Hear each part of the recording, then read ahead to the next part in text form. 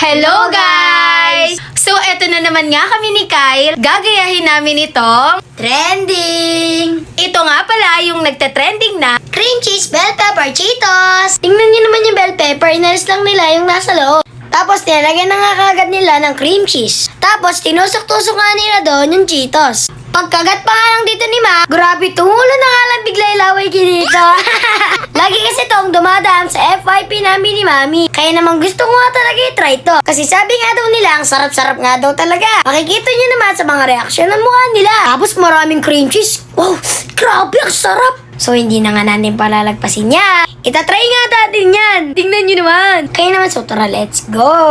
Hello mga mamis, pumunta na nga kagad kami ng palengke. Paano ba naman kasi, gustong gusto talaga naming itry ni Kyle yun. Ito nga, sumabay na lang kami kila mama dahil bumili nga din sila ng sangkap ng ulam dito. Bumili nga ako dito ng 3 pirasong bell pepper. Ang green dito, kaya naman puro red na nga lang talaga yung binili namin. Mama nga din pala dito si Kyle dahil may naiwan nga yung coaches niya. Nag-training nga nila kahapon. Ito, at excited na nga dyan si Kyle. Di pa nga rin talaga natitikman ni Kyle itong bell pepper. Tapos, nagpahinto na nga muna pala kami dito sa may Mercury dahil bibili nga kami ng Cheetos. Yung isang flavor nga sana, yung hinahanap namin, kaso naman ay wala dito. Kumuha na nga rin pala yung daddy ni Kyle dito ng cream cheese. Hindi na nga sa amin sumama si Kyle dahil pups na nga daw siya, kaya naman ito nagmamadali na nga talaga kami. Tapos, kumuha nga lang ako ng ilang pirasong juice ni Kyle. Hello guys, meron na po pala tayo dito ang cream cheese, Cheetos, at bell pepper.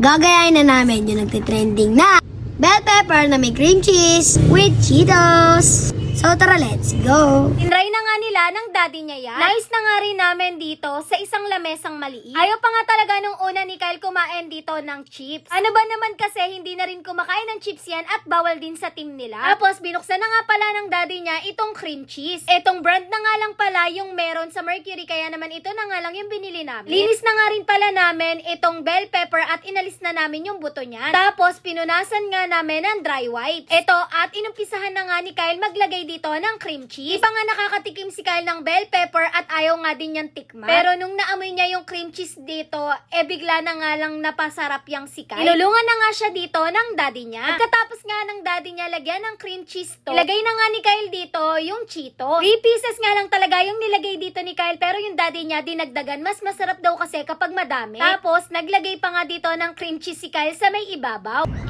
Tama ba guys yung ginagawa namin ni Daddy? Guys, the moment of truth. First bite.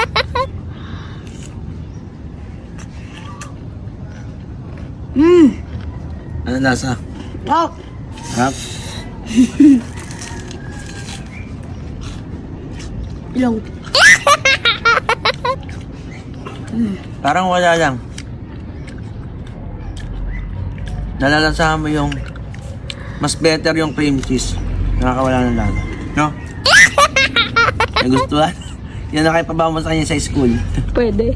Mas masarap pag maraming Cheetos pala.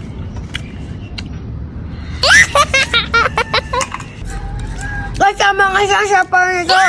Hindi naman, maubos ko na siya. No. Matamis-tamis na konti. Pinilit nga lang din ako dito ng daddy niya at ni Kyle. Paano ba naman kasi mukhang masarap nga talaga to kapag kinakain nila. Pagkagat ko nga, ang sarap talaga ng cream cheese niya. Pero itong bell pepper, grabe, hindi kasi talaga ako kumakain ito. Okay naman yung lasa, pero hindi ko talaga bet yung lasa ng bell pepper. Kaya naman ang ending, ang kinain ko nga lang dito, Cheetos, tsaka cream cheese. Tawang-tawa nga si Kyle dito, pero inubos nga din ni Kyle yan, pati yung sa akin. Sayang naman daw kasi kung hindi niya kakainin. Tingnan niyo naman guys, si Kyle, oh. Tingnan, Kyle. Grabe, ang sarap. Guys, huwag na kayo magpahuli. Gawa na rin kayo nito. Kayain nyo na nga rin yung family nyo.